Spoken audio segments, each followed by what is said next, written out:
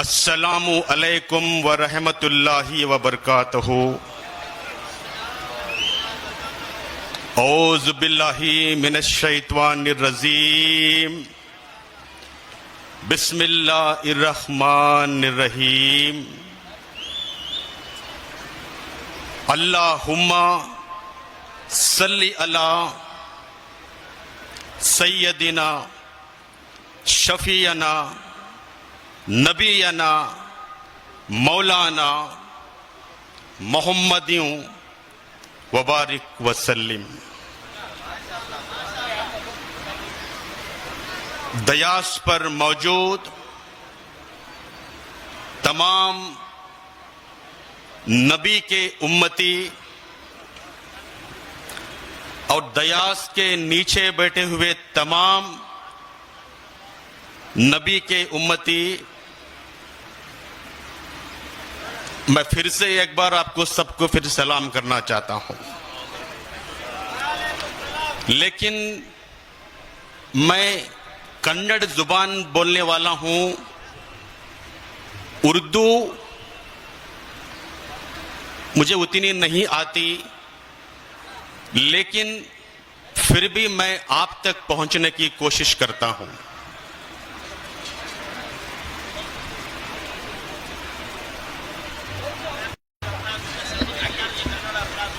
एक ऐसा प्रोग्राम जीवन में पहली बार मुझे मौका मिला है, इतने बड़े अल्लाह के बंदों के सामने मुझे रूबरू होने का मौका मिला है।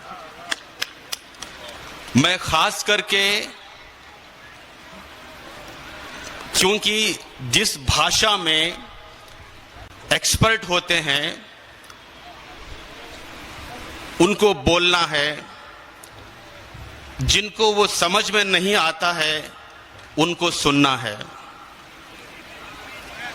इस्लाम एक ऐसी धर्म है, दीन है, दुनिया में ऐसा कोई धर्म है नहीं। शांति और अमन का पैगाम लेके सल्लल्लाहु अलैहि व आला सल्लम नबी ने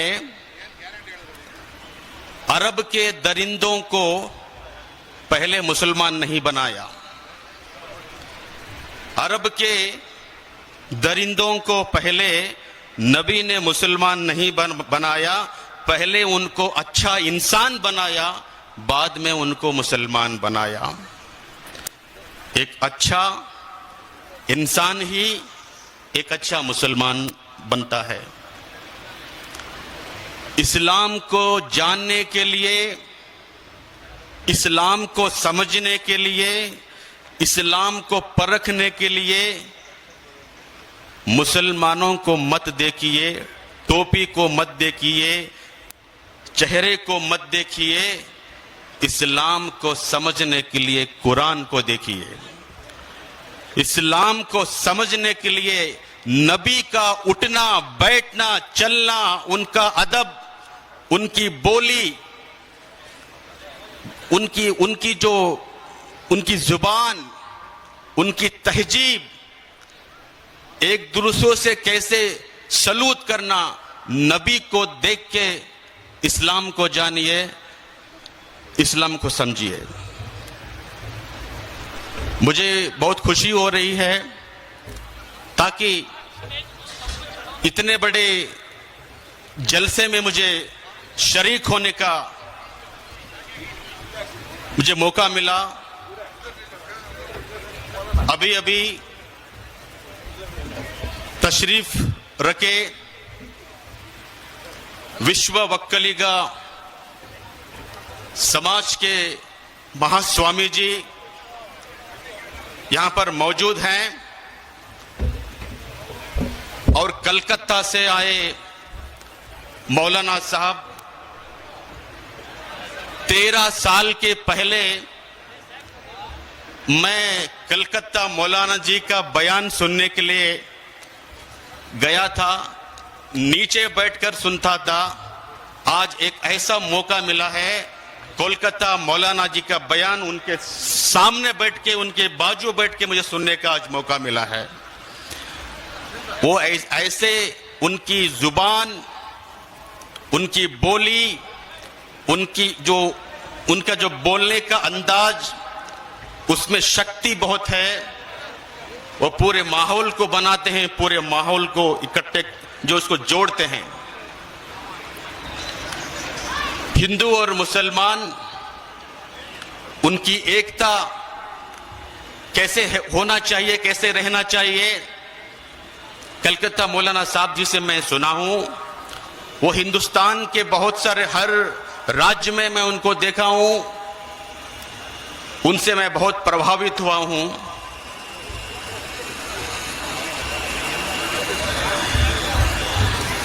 आना है तो आ राह में कुछ फेर नहीं, आना है तो आ राह में कुछ फेर नहीं, अल्लाह के घर में देर है पर अंधेर नहीं। आना है तो आ राह में कुछ फेर नहीं, अल्लाह के घर पे देर है पर अंधेर नहीं। जो कुछ भी तेरे दिल में है वो सब उसको खबर है, जो कुछ भी तेरे दिल में है वो सब उसको खबर है। बंदे तेरे हर हाल पे मालिक की नजर है, बंदे तेरे हर हाल पे उसका सीसीटीवी कैमरा है। जो तू नहीं कर पाएगा वो अल्लाह करेगा। जब तुझसे ना सुलझे हुए धंधे वो सब भगवान के इंसाफ पे छोड़ दे बंदे। जब तुझसे ना सुलझे हुए धंधे वो सब अल्लाह के इंसाफ पे छोड़ दे बंदे। तो हिंदू बनेगा ना मुसलमान बनेगा, इंसान की औलाद है, इंसान बनेगा। मालिक ने हर इंसान को इंसान बनाया, हमने उसे हिंदू या मुसलमान बनाया। कुदरत ने जो बख्शी थी हमें एक ही धरती, हमने कहीं भारत कहीं ईरान बनाया। जो तोड़ दे हर बंद वो तूफान बनेगा। तो हिंदू बनेगा ना मुसलमान बनेगा। ऐ दीन के ताजर ये वतन बेचने वाले, इंसान के लाशों के कफन बेचने वाले, ऐ महलों में बैठे हुए कातिल ये लुटेरे, तू भी एक दिन मौत का ऐलान बनेगा। तो हिंदू बनेगा ना मुसलमान बनेगा। मैं खास करके जीवन में पहली बार मुसलमानों के ऐसे जलसे में मुझे आने का मौका मिला है, तो जिंदगी की आखिरी सांस तक रहने तक मैं मुसलमानों का साथ दूंगा और मुसलमानों से कंधे मिला के मैं खड़े हो जाऊंगा। आज मेरा हौसला बढ़ाइए ताकि मैं आपके साथ में जुड़ने के लिए आया हूं। एक हकीकत की बात है कि इस हिंदुस्तान में 97% लोग हैं जो माइनॉरिटी, ओबीसी, दलित जो लोग हैं वो 97% हैं। वो सब लोग आपस में भाई और प्यार का भाईचारा है, लेकिन इस देश में 3% यहूदी लोग हैं जो हिंदू और मुसलमानों को अलग करना चाहते हैं। इस देश में वो 3% लोग हैं भारत के तहजीब को बिगाड़ना चाहते हैं। उन खतरनाक जहरीलों से हम लोगों को दूर रहना है। बड़ी अफसोस की बात होती है, कर्नाटक में कुछ ऐसे सियासत थी, ऐसे हुक्मरान थी, सुबह उठ गए तो हिंदू मुस्लिम हिंदू मुस्लिम हिंदू मुस्लिम हिंदू मुस्लिम, हलाल, हिजाब, 370, मुसलमान, दाढ़ी, आतंकवाद। कोई अरे भारत का भविष्य को बदलना है, तो भारत को डेवलपमेंट करना है, तो 30 करोड़ मुसलमानों को छोड़ के भारत को बदलाव नहीं कर सकते। कन्याकुमारी से लेकर कश्मीर तक और आसाम से लेकर गुजरात तक 30 करोड़ मुसलमान इस भारत में हैं। 30 करोड़ दलित हैं। जय मीम, जय भीम। 60 करोड़ हैं, लेकिन भारत में दलितों से ना इस्तीफा होती है। भारत में दलितों को मंदिर में प्रवेश नहीं दिया जाता। एक जमाने में भारत में दलित भाइयों की इतनी हालत बिगड़ी थी, गले में उनको एक लोटा बांध के सड़क में घूमना था ताकि उसमें ही उनको थूकना पड़ता था। कमर पे एक पत्ता बांध के उनको जाना पड़ता था ताकि उनके कदम, दलितों के कदम, खुद दलित उनके पत्ते मिटाना था। कोई होटल में दलितों को प्रवेश नहीं करते थे। होटल में कोई चाय उनको नहीं देते थे। होटल के बाहर जो ग्लास रखा जाता था, वो ग्लास उठाया कि उसमें ही चाय पीना पड़ता था दलितों को। और स्कूल में दलितों को एंट्री नहीं देते थे। अंबेडकर को कितना तकलीफ दिया गया है, उनको अंदर आने तक नहीं दिया। स्कूल में उनको पानी तक छूने नहीं दिया। दलितों के साथ में इतना ना इत्तेफाक हुआ है। इसका मौजूद कौन? मुसलमानों ने कहा था दलितों से इस तरह बेइंसाफी करने के लिए। तो आज मुसलमान, मैं कलकत्ता मौलाना जी से मैं 13 साल के पहले सुना था, उन्होंने बोला था मुसलमान यहां के किराएदार नहीं है, मुसलमान यहां के हकदार हैं। अरे कर्नाटक में 6.5 करोड़ की आबादी है। 6.5 करोड़ की आबादी में मुसलमान 1 करोड़ हैं। 2011 में जनगणति जो किया गया था 76 लाख थी, आज मुसलमानों का 1 करोड़ है। दलित 2 करोड़ है। ओबीसी 3 करोड़ है। यहूदी सिर्फ 2% तक नहीं। कर्नाटक में, बेंगलुरु में फिर भी वो तोड़ना चाहते हैं, मरोड़ना चाहते हैं। आप ऐसे मुत्तहिद हो जाइए, एक हो जाइए, दलितों से मोहब्बत कीजिए। हिंदू धर्म में उनको मोहब्बत नहीं किया गया, मुसलमानों से मैं कहता हूं कि आप उनसे मोहब्बत कीजिए। दलितों का साथ आप दीजिए, आपका साथ दलित देंगे। दलित और मुसलमान मिलकर पिछड़ों का साथ दीजिए। पिछड़े दलित मुसलमान होके इकट्ठे होके इस देश की रक्षा करना है। आप सब मिलके एक हो जाएंगे तो इन यहूदियों का कुछ काम नहीं, यहूदी कांप जाएंगे। मैं यहूदी इनडायरेक्टली बोल रहा हूं, आप जानते हैं कि कौन यहूदी है बेंगलुरु में, कर्नाटक में, हिंदुस्तान में। मुस्लिम एकता जिंदाबाद। मैं सीधा वार कर रहा हूं। 2002 में 6000 मुसलमानों को कत्लेआम किया गया। कौन उसका जिम्मेदार है? उस वक्त में वजीर आला थे, आज क्या है वो आप जानते हैं। सारे एविडेंस को, सबूत को, गवाहियों को छुपाकर बेजुबान, मजलूम, यतीम, लावारिश, औरत, खवातीन, हजरात, मुसलमान लोगों को 2002 में कत्लेआम किया गया। मैंने बोला ना आपको, जो कुछ भी तेरे दिल में है वो सब उसको खबर है। अरे 2002 में जब तेरी हुकूमत थी, तेरे पास में वो कंट्रोलिंग था, तूने कंट्रोलिंग नहीं किया, कत्लेआम किया गया।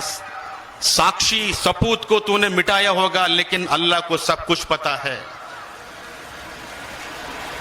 कोर्ट को खरीदी किया होगा, पुलिस को खरीदी किया होगा, माहौल को खरीदी किया होगा, लेकिन मुसलमानों के जितने लोगों को कत्लेआम किया गया, कितने लोग बेवा हो गए, कितने लोग अपने बेटे को गुमा लिया है, कितने लोग अपने बच्चों को गवा लिया है, कितने लोगों के बदवा लगी होगी।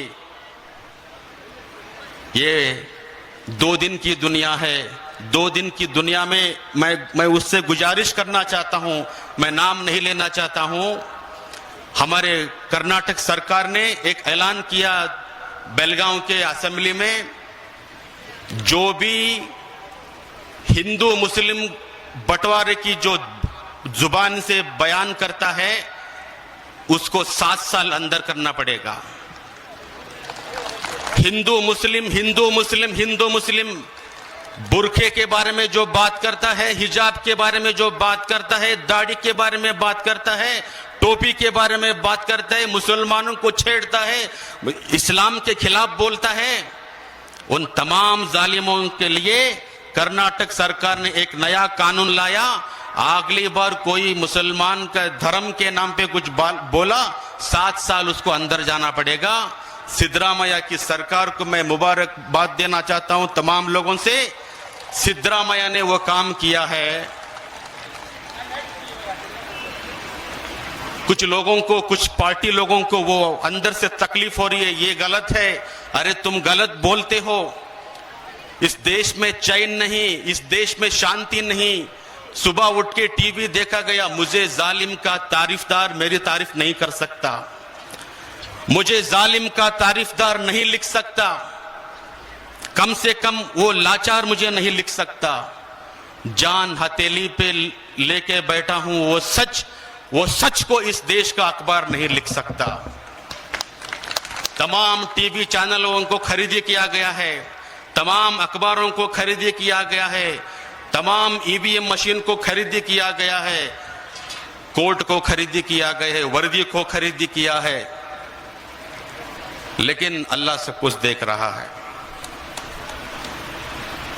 पूरे हिंदुस्तान में, कर्नाटक में, मैं नॉर्थ कर्नाटक से हूं, हावेरी, धारवाड़, गदग, कोप्पल, रायचूर, बेलगांव, बिजापुर, हुबली, धारवाड़, रायचूर, गुलबर्गा, मैं वहां का हूं।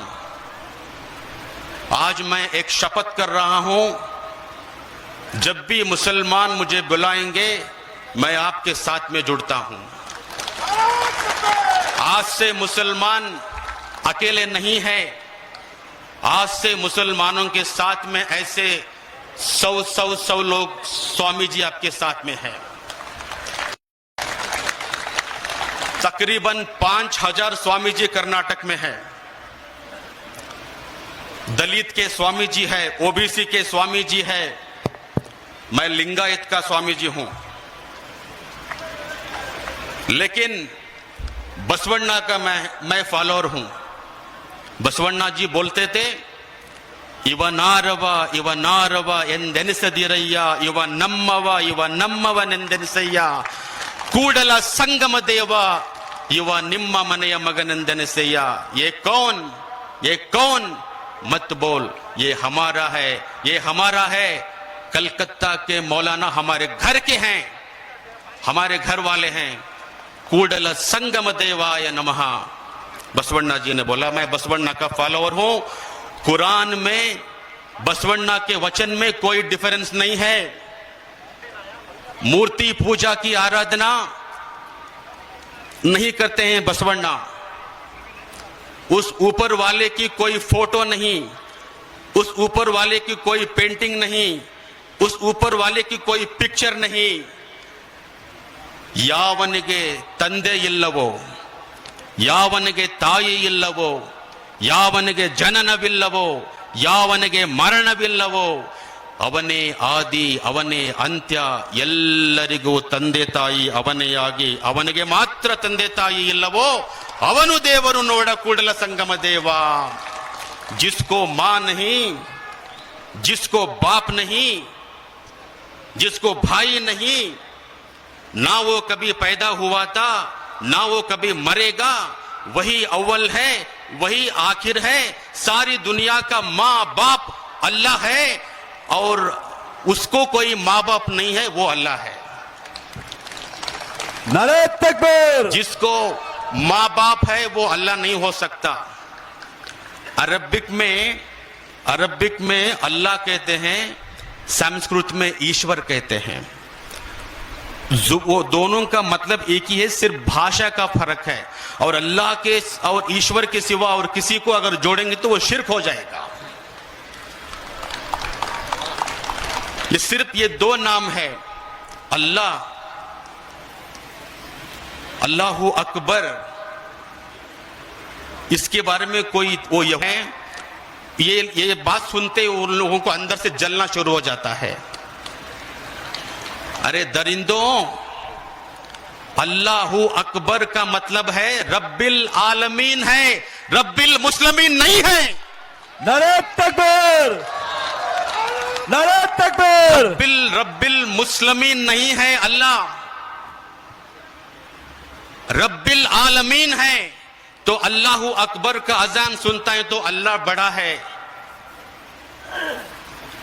अशहदु अन ला इलाहा इल्लल्लाह, तो उसके सिवा कोई अल्लाह है नहीं। तो मतलब यह उसके ईश्वर के सिवा कोई नहीं है, इसका मतलब है। हय्या लस्सलाह हय्या लल फलाह, तुम्हारी भलाई के लिए, तुम्हारी अच्छाई के लिए अल्लाह के घर पे आ जाओ। कितनी बेहतरीन बात है। तुम इसमें तुमको जलन होती है, ये बहुत गलत है।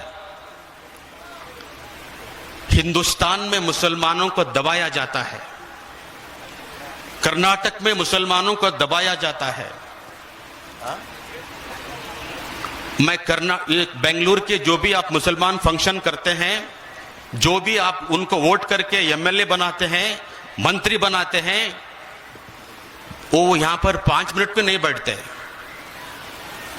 5 साल उनको आप वोट डाल के बिठाएं, वो 5 मिनट बैठने के लिए तैयार नहीं है।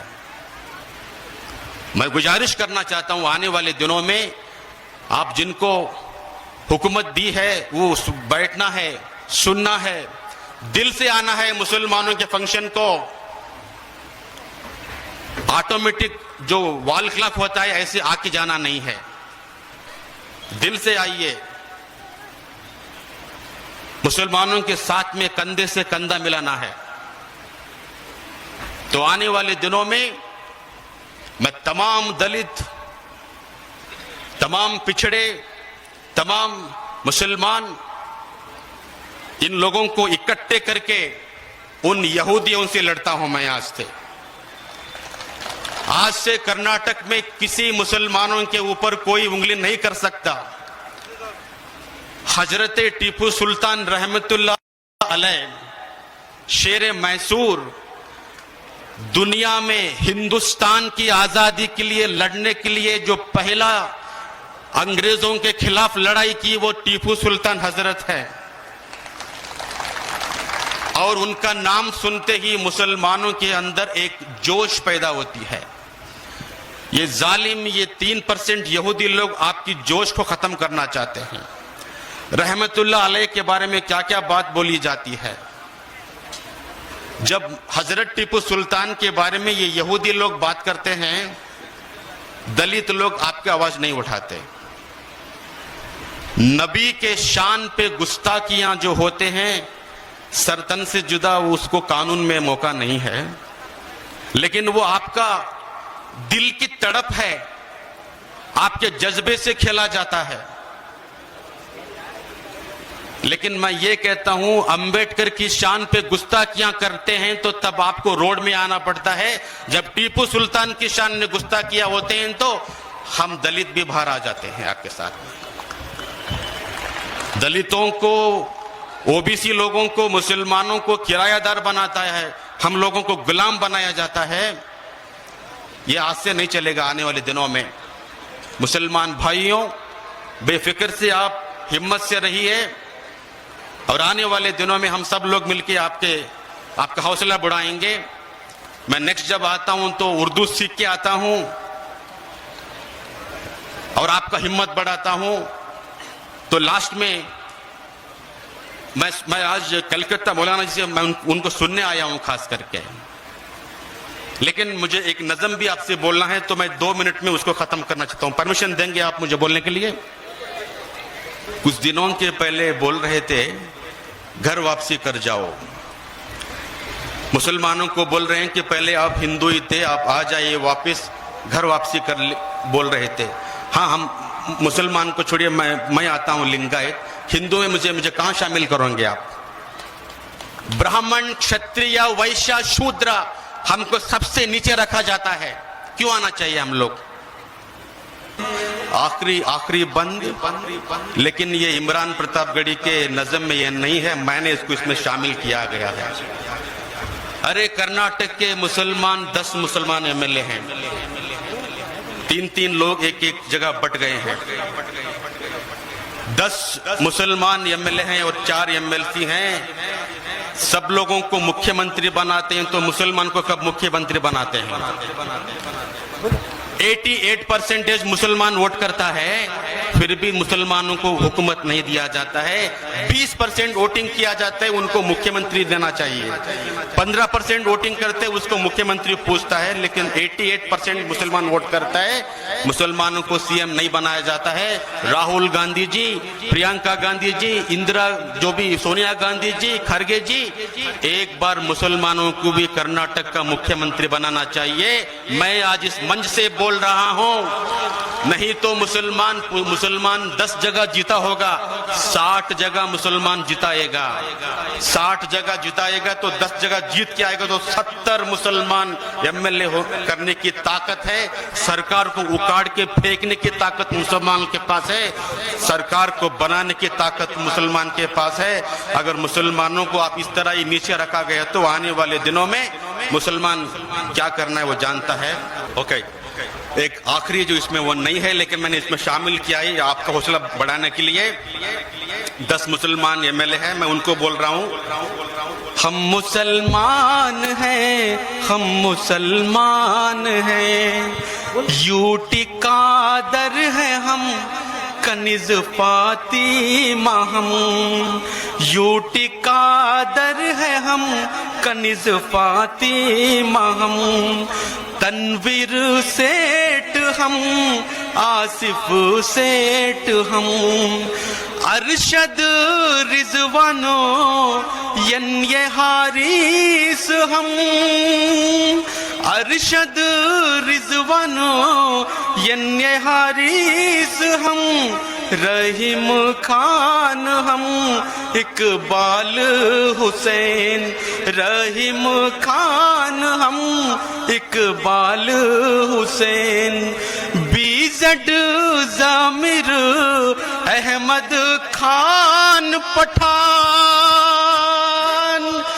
बीजड जामिर अहमद खान पठान, यासिर अहमद खान हम हैं पठान, यासिर अहमद खान हम हैं पठान। हम मुसलमान हैं, आप मुसलमान हैं। बहुत बहुत शुक्रिया। शरणो शरणो शरणार्थी। ओम श्री गुरु बसवलिंगाय नमः। ओम नमः शिवाय। श्री गुरुभ्यो नमः। शिवार्पणमस्तु। अस्सलामु अलैकुम व रहमतुल्लाहि व बरकातुहू।